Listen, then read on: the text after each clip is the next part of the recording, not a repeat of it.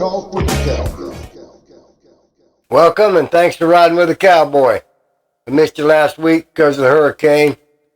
Nicole came through and called it a night on the show. So we're back this week.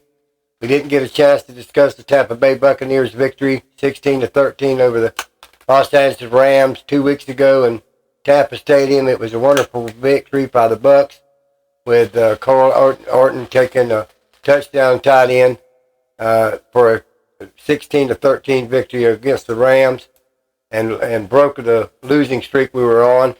And then this last Sunday morning in Munich, Germany, the Buccaneers defeated the Seattle Seahawks 21-16 in Munich in the first game ever played in Germany by an NFL team in a regular season game.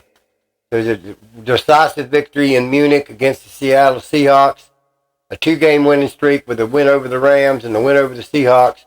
The Seahawks game was a great game for the Buccaneers offensive line. They opened up holes. Rashad White made over 100 yards. Fournette had a good run of almost 60.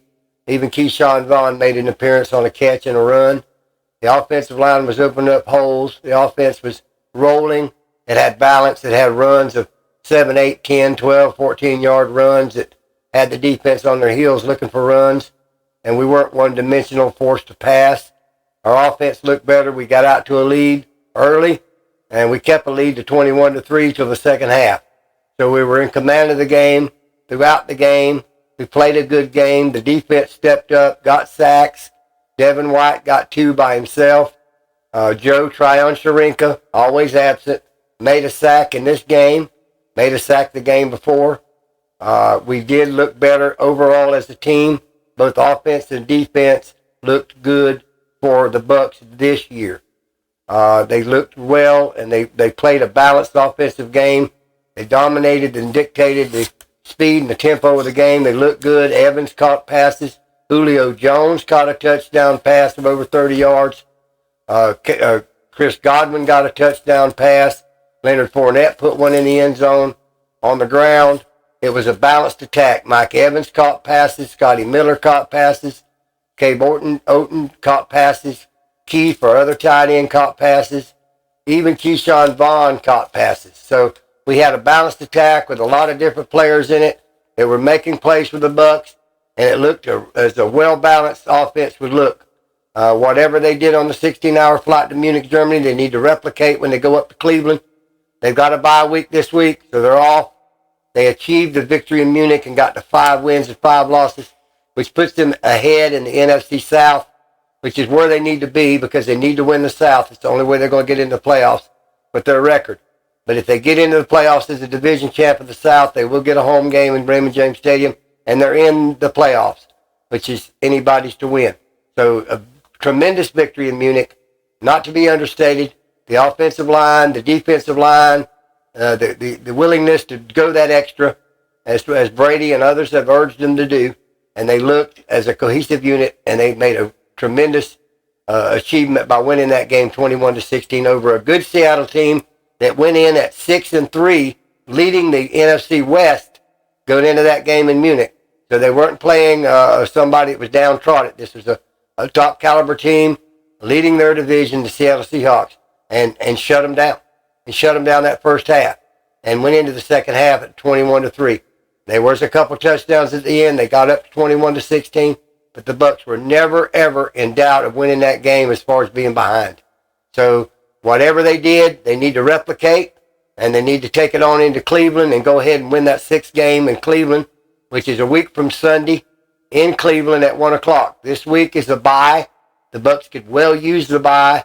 They could get recuperated. Some of their injuries could be looked at, and they could have that time to rest after 10 games of a 17-game season. So this week, the Bucs are without any opponent except leisure time, which they do need, and they're going to be able to get. And they're going to be able to watch the games at home like we all do. So as far as the Bucs were concerned in that game against the Seattle Seahawks, they did an excellent job.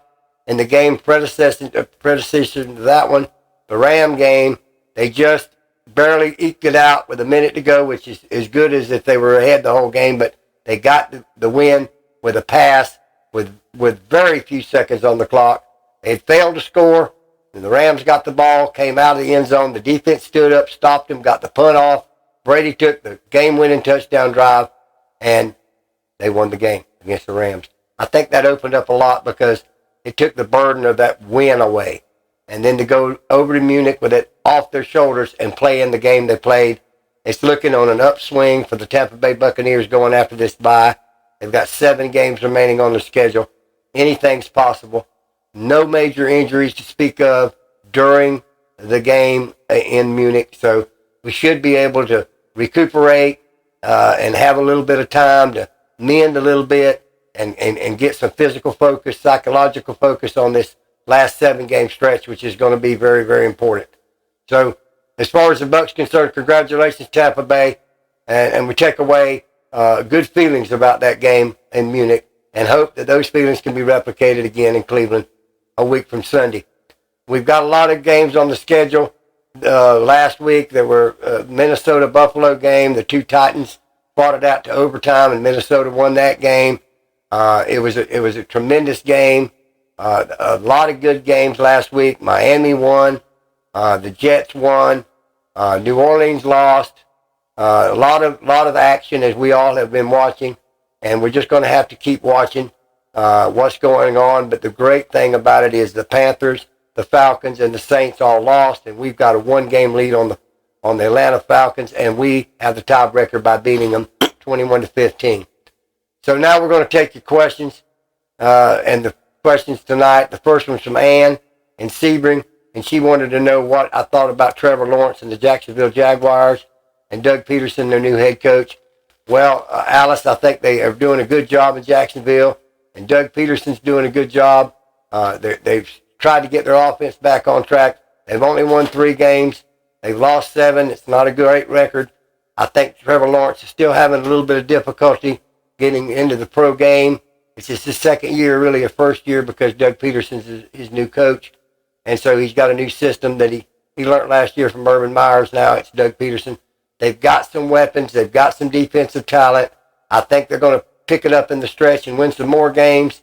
They're only 3-7. I think they're a little bit better than their record says they are, Alice. God bless you, Alice, for your question, and thank you for your support. And the next question is from Tom, and Tom's in Wauchula. And Tom wanted to know what I thought about the Miami Dolphins and their winning the games that they won this year and how well they're playing.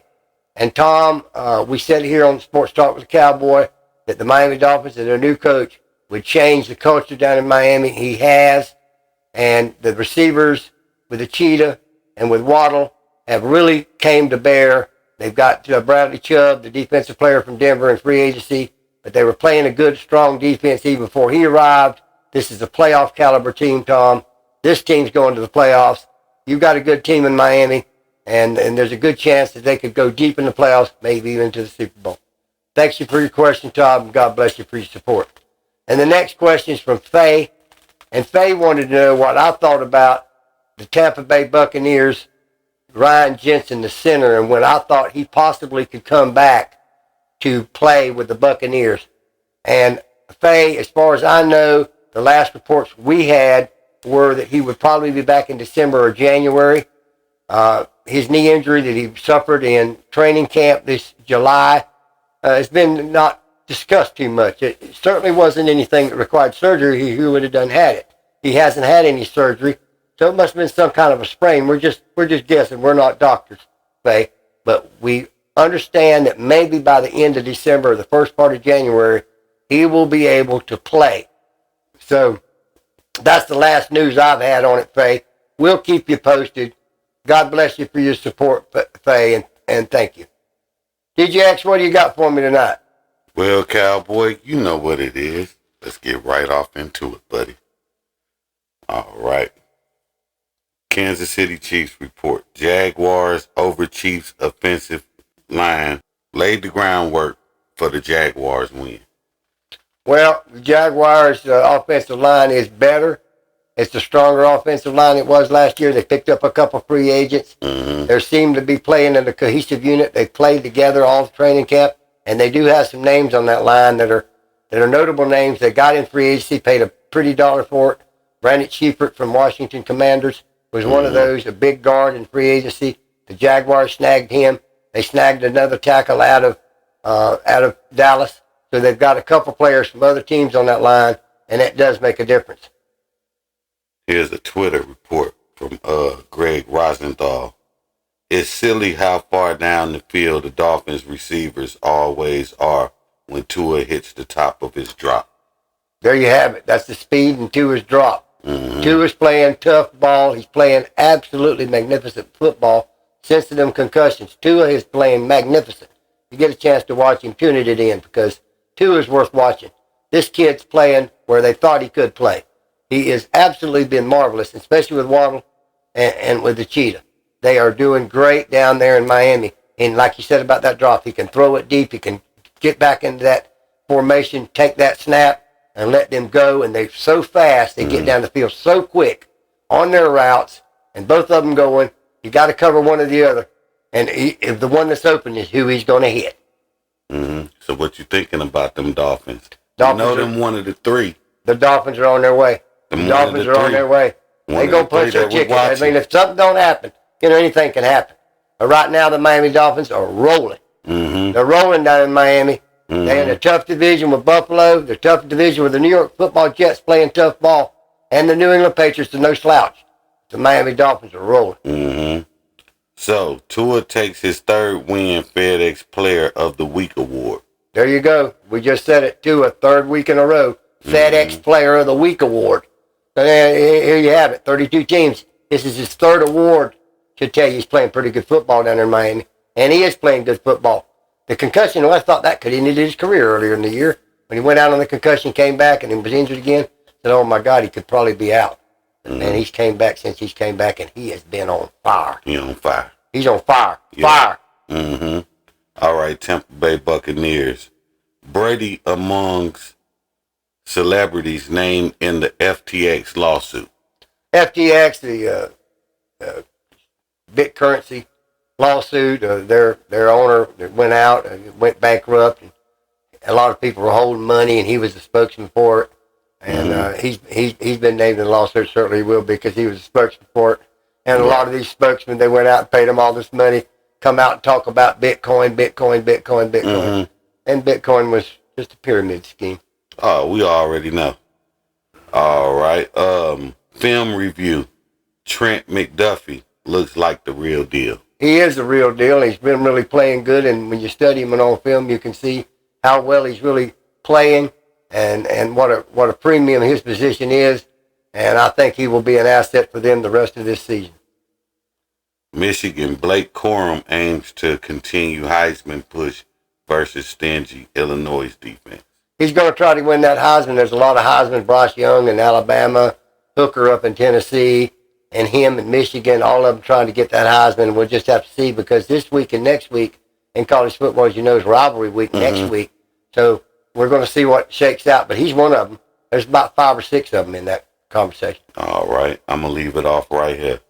Jimmy G has been excellent on his third and long this season, San Francisco 49ers. Real great for Jimmy G, because that was his downfall the last couple of years, his third and long. If you could put Jimmy G in a third and long, 49ers had a less than 50% success rate, and this year it's more like 70. So if they put him in third and long and he's getting out of it, he's learned something. He's picked something up. He knows how to do it better. He certainly does. He can do the third downs a lot better. So Jimmy G's stepped into his game there with the 49ers. And that's good for Jimmy G. Right on. All right, I'm going to leave it off right there, Cal. Well, God bless you, DJX. God bless you too, Cal. And I want to thank every single one of you supporters of Sports Talk with the Cowboy. And I want to thank you for your continued support. Continue to write your comments, send your comments, share with your friends. And until next time, God bless you, and Cowboy out.